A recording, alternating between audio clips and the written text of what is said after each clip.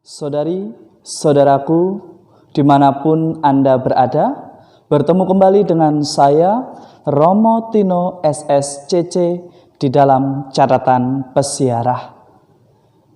Seringkali kita mungkin bertanya, apakah yang kita cari di dalam hidup kita, di dalam perziarahan di dunia ini? Mestinya yang kita cari ialah harta yang bukan duniawi, yang menjadi jaminan kehidupan setelah hidup di dunia ini.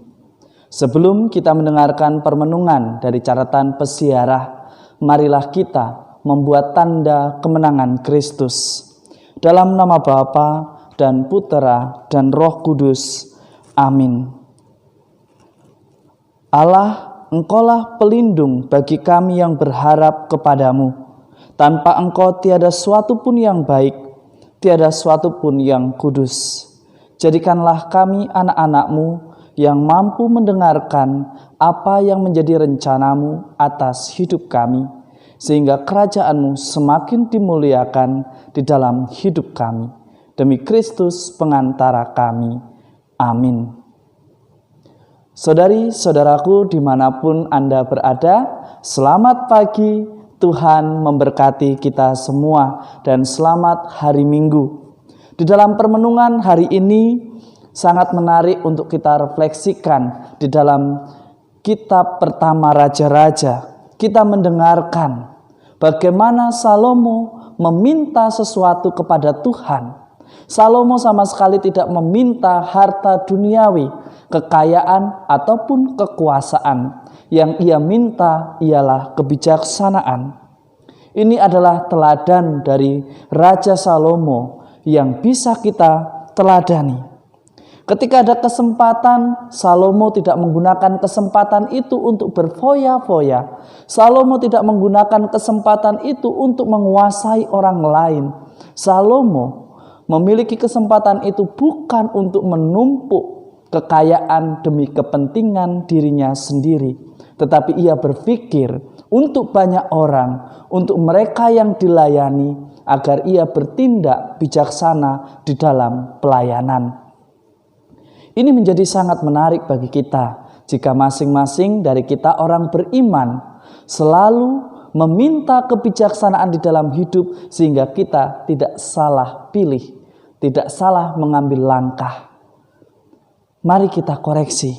Kira-kira di dalam hidup kita selama ini, selama sepekan ini, apa yang kita cari? Apakah kepentingan sesaat, kepuasan nafsu sesaat, ataukah sesuatu yang berguna setelah kematian kita?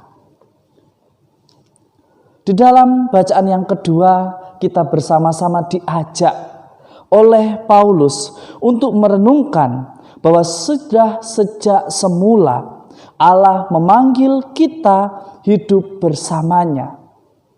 Tentu atas dasar panggilan ini manusia diberikan kebebasan untuk menjawab, apakah kita memilih untuk hidup bijak sebagaimana Salomo sudah memilih, ataukah kita memilih hidup untuk selalu menjadi oposisi, tidak pernah memberikan apresiasi, selalu mencari kesalahan sesama, ataukah kita menjadi orang yang lebih banyak melakukan aktivitas dan kerja nyata daripada banyak bicara? Atau kita memilih orang yang biasa-biasa saja? Paulus mengajak kita semua bahwa jika kita mengaku diri dipanggil oleh Tuhan, maka mestinya kita belajar untuk menjadi putranya sebagaimana Yesus Sang Guru mengajarkan kepada kita untuk mengutamakan hukum kasih di dalam hidup kita. Mari kita belajar. Tentu mengutamakan hukum kasih banyak hal yang melukai hati kita. Tetapi yakinlah, jika kita tidak mengizinkan sesuatu itu melukai hati kita, kita tetap mampu bersyukur dan menemukan keindahan rencana Tuhan pada waktunya. Saudari-saudaraku yang terkasih di dalam Yesus Kristus, ada hal yang menggelitik di dalam hati saya, yaitu pada Injil hari ini. Di dalam Injil Matius, Dikatakan bahwa hal kerajaan surga itu seumpama harta yang terpendam di ladang yang ditemukan orang lalu dipendamnya lagi. Karena sukacitanya pergilah ia menjual seluruh miliknya. Karena sukacitanya ia membeli ladang itu. Saudari-saudaraku yang terkasih di dalam Yesus Kristus.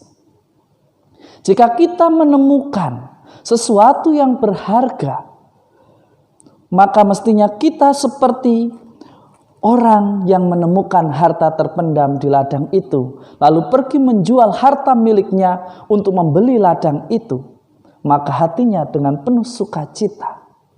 Orang yang memiliki pemikiran, cara pandang yang bertumbuh, dia tidak akan berhenti pada apa yang sudah dicapainya, tetapi dia selalu menganggap bahwa apa yang dicapainya sebagai efek atau sebagai dampak semangat, aktivitas, kegiatan dia yang penuh semangat di dalam karya pelayanan. Ia akan selalu berusaha memberikan yang lebih baik demi mendapatkan sesuatu yang lebih baik. Karena apa? Karena sesuatu yang baik itu membawa sukacita.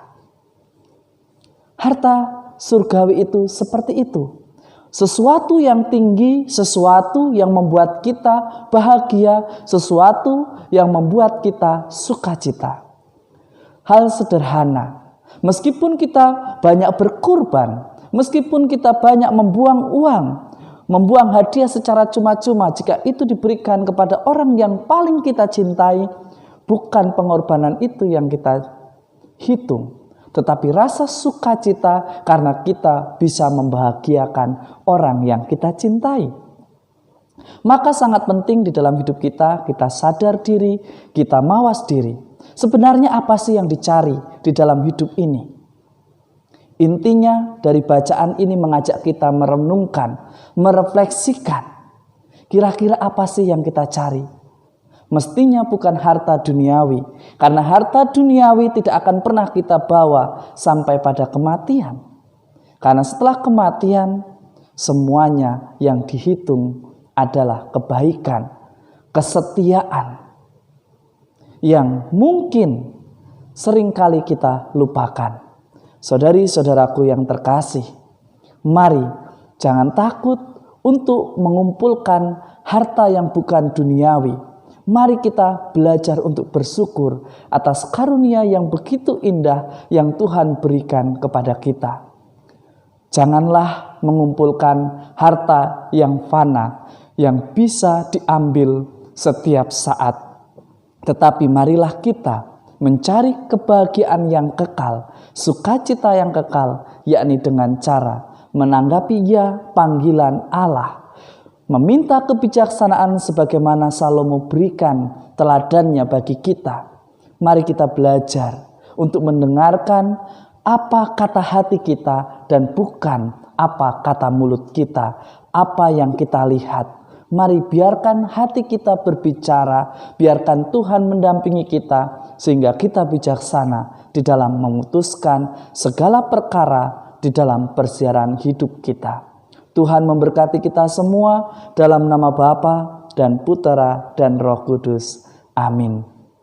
Saudari-saudaraku yang terkasih, mari kita cari yang membahagiakan, bukan bahagia sesaat, tetapi bahagia untuk kehidupan kekal.